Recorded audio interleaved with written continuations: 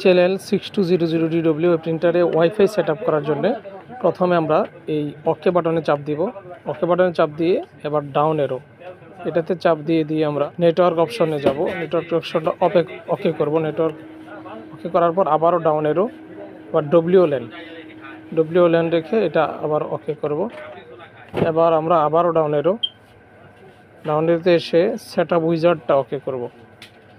এবার ডব্লিউএলএন এনাবল করার জন্য আমরা এই বাটনটা দিই, ইয়েস আপ এরো এই বাটনটাতে চাপ দিব, প্লাস সার্চিং এসএসআইডি, অর্থাৎ এই মুহূর্তে আপনার পাশে থাকা রাউটারটি এখানে খোঁজ করছে।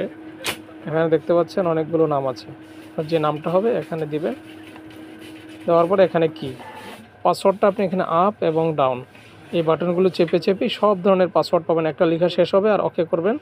ফাইনালি লেখা শেষ হলে আবার ওকে দিবেন, এরপরে ফাইনালি